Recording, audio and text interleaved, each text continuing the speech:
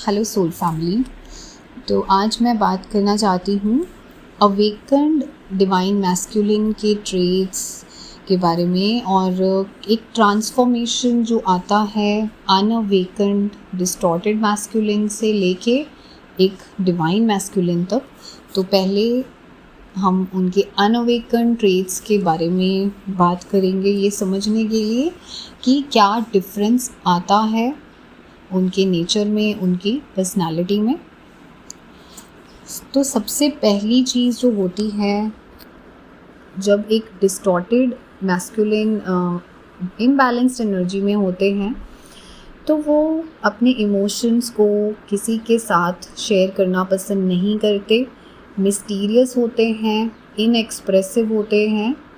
वो चाहे उनका कितना भी क्लोज्ड फ्रेंड है या फैमिली है तो वो उनके साथ भी अपना सारा इमोशंस और अपने सारे प्लान्स शेयर नहीं करते।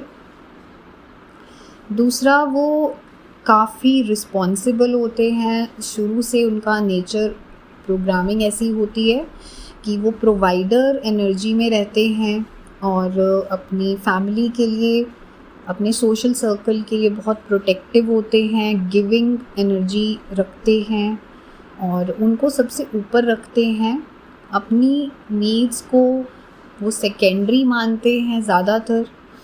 और तीसरा कि वो एक डिवोशन के साथ चलते हैं अपने फैमिली, फ्रेंड्स और सोसाइटी की तरफ। लोगों की हेल्प करना, जैसे अगर उन्होंने किसी काम को लेके कोई कमिटमेंट करी है तो वो उसे पूरी रिस्पॉन्सिबिलिटी के साथ पूरा करते हैं। काफ़ी पंक्चुअल होते हैं और इस चीज़ को ऊपर रखते हैं वो कि अगर किसी इंसान का एक अच्छा काम वो कर सके, जैसे कर्मा बिलीवर होते हैं वो, तो शुरू से कोशिश उनकी ये रहती है कि मैं सोसाइटी में एक अपना नाम बना सकूं। और हम सब जानते हैं कि वो मैट्रिक्स ड्रिवन होते हैं, 3D वर्ल्ड में इमेज कॉन्शियस होते हैं और अपने मटीरियलिस्टिक अचीवमेंट्स को, चाहे वो जॉब के फॉर्म में हो या पैसा कमाना है, तो उस चीज़ को कमिटेड होते हैं। और इसके साथ में उनको एक फ़ियर होता है वल्नरेबल होने का, यानी वो अपने इमोशंस को शो करना इसलिए पसंद नहीं करते कि उन्हें वीकनेस दिखाने का डर होता है, इनसिक्योरिटीज़ और जजमेंट का डर होता है सोसाइटी में, अपनी फैमिलीज़ की तरफ से। और इसलिए काफ़ी हद तक वो एक बाउंड्री वॉल क्रिएट करके रखना पसंद करते हैं। अगर वो अपनी लाइफ में किसी रिलेशनशिप में आते हैं तो उन्हें पूरी तरह से वो कमिटमेंट, वो प्यार उस लेवल तक नहीं मिलता जो कि एक फेमिनिन उनके लिए करती हैं। तो बहुत हार्ड होता उनके लिए ऐसे रिलेशनशिप से बाहर आना। और इसी वजह से जब उनको कई बार धोखा मिल जाता है वहाँ, तो वो दूसरे किसी इंसान पे ट्रस्ट नहीं कर पाते। यही चीज़ उन्हें अपनी फेमिनिन के साथ भी डरा के रखती है, एक तरह से पुश करती है उन्हें कि मैं किसी और पे ट्रस्ट नहीं कर सकता, क्योंकि शायद मुझे फिर से वही इमोशनल हर्ट सहना पड़े। इसकी वजह से वो ट्रस्ट करना बिल्कुल ख़त्म कर देते हैं बाहर के लोगों पे और उन्हें लगता है कि सैक्रिफाइस करना ही ज़िंदगी का मतलब है।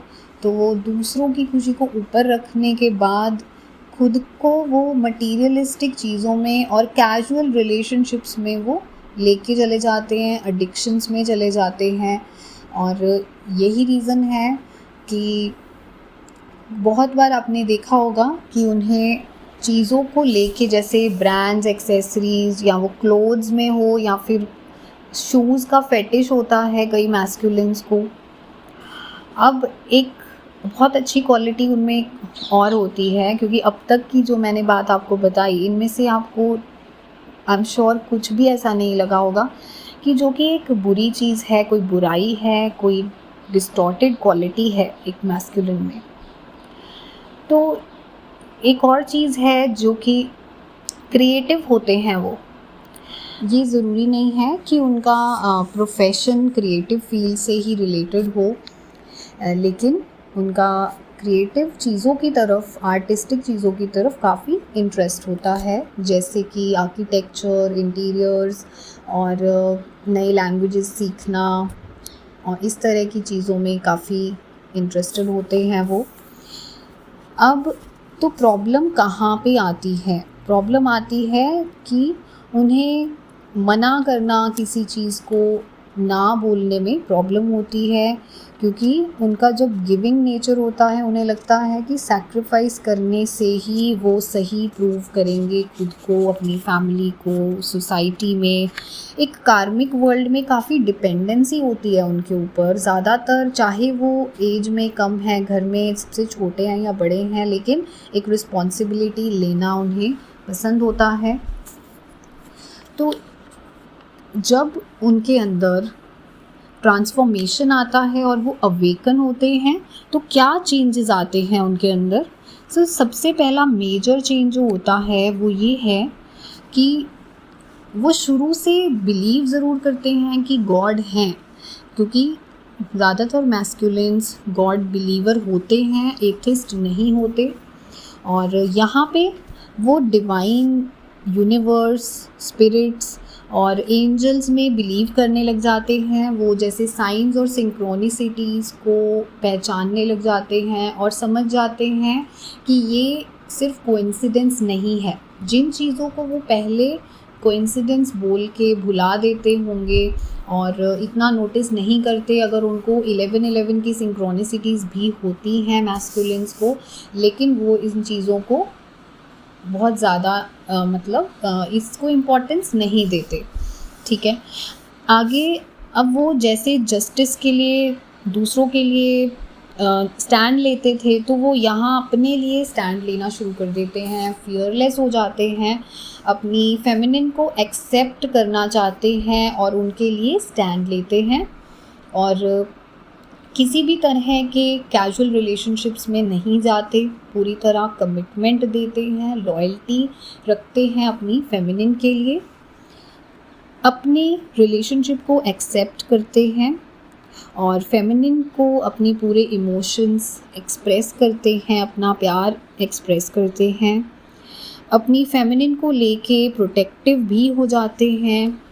उनको काफ़ी प्राउड फील होता है अपनी फेमिनिन के लिए और उनको उनके सोल पर्पस में वो सपोर्ट करते हैं। यहाँ पे उनका जो मटीरियलिस्टिक ऑब्सेशन था वो बैलेंस हो जाता है और वो समझ जाते हैं कि मटीरियल वर्ल्ड के साथ साथ प्यार, इमोशंस और रिश्ते भी उतने ही इम्पोर्टेंट हैं और अपनी फेमिनिन को उतनी ही वैल्यू देते हैं वो, और पूरी डिग्निटी के साथ एक्सेप्ट करते हैं और आगे जाके वो सोसाइटी और ह्यूमैनिटी के लिए अपना कंट्रीब्यूशन देते हैं, अपने सोल पर्पस, अपनी सोल ग्रोथ पे फोकस्ड होते हैं, स्पिरिचुअलिटी की तरफ ज़्यादा अलाइंड हो जाते हैं। ये सारी क्वालिटीज़, ये सारे ट्रेट्स उनको ट्रांसफॉर्म करते हैं एक अनअवेकेंड मैस्कुलिन से एक डिवाइन मैस्कुलिन में। तो I hope you like the video and आप चाहें तो आप अपना पर्सनल एक्सपीरियंस, अपने मैस्कुलिन की क्वालिटीज़ जो कि कुछ अलग हैं, तो वो आप शेयर कर सकते हैं। तो मैं आपसे मिलूँगी नेक्स्ट वीडियो में। Thank you so much for listening.